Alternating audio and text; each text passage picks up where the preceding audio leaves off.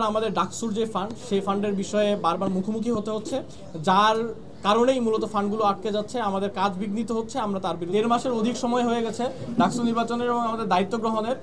শিক্ষার্থীদের বিশাল একটা এক্সপেকটেশন আছে আমাদের প্রতি, কিন্তু দুঃখজনক বিষয় হলেও সত্য যে এখন পর্যন্ত আমরা বিশ্ববিদ্যালয় প্রশাসন থেকে কাজ করার জন্য কোনো ধরনের বাজেট পাইনি। এবং যে বিষয়টা আমাদের সবচেয়ে বেশি ভোগাচ্ছে যে শিক্ষার্থীরা তাদের এক্সপেকটেশনগুলো নিয়ে আসছে না আমাদের কাছে, কিন্তু আমরা কোনো ধরনের কার্যক্রম পরিচালনা করতে পারছি না। আমরা বারবার ট্রেজারার অফিসে এসেছি, তাদের সাথে কথা বলেছি, তাদেরকে ফর্মালি জানিয়েছি, চিঠি দিয়েছি যে আমাদের বাজেট প্রয়োজন।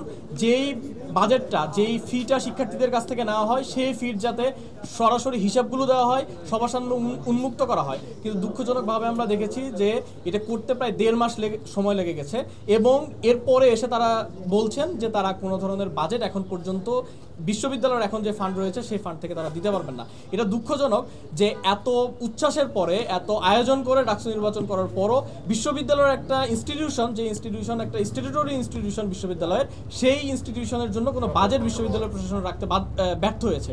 এবং একই সাথে তারা আজকে বলে দিয়েছেন, ট্রেজারার অফিস থেকে ট্রেজারার বলে দিয়েছেন যে তারা কোনো ধরনের বাজেট এখন পর্যন্ত দিতে পারবেন না, এখন পর্যন্ত তাদের এই সক্ষমতা নাই। আমরা এটার প্রতিবাদ জানিয়েছি এবং আমরা শিক্ষার্থীদেরকে সাথে নিয়ে ডাকসুর যে নিয়মিত বাজেট সেই বাজেটের হিসাব নিয়ে আসবো এবং আমাদের যে বাজেট প্রয়োজন, যে ফান্ড প্রয়োজন সেই ফান্ড নিয়ে আসবো।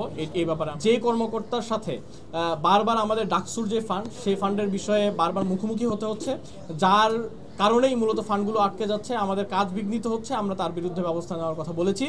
এই ক্ষেত্রেও ট্রেজারার অফিস কোনো ধরনের স্যাটিসফ্যাক্টরি উত্তর দিতে ব্যর্থ হয়েছে। আমরা পরবর্তী সময়ে প্রভিসি অ্যাডমিন যিনি আছেন তার সাথে কথা বলেছি। ম্যাম আমাদেরকে জানিয়েছেন যে দ্রুত সময়ের ভিতরে ব্যবস্থা নেবেন। আমরা স্পষ্টভাবে বলে এসেছি যে আগামীকাল থেকে কোনোভাবেই তিনি এই রেজিস্টার মিলিংয়ে প্রবেশ করতে পারবেন না।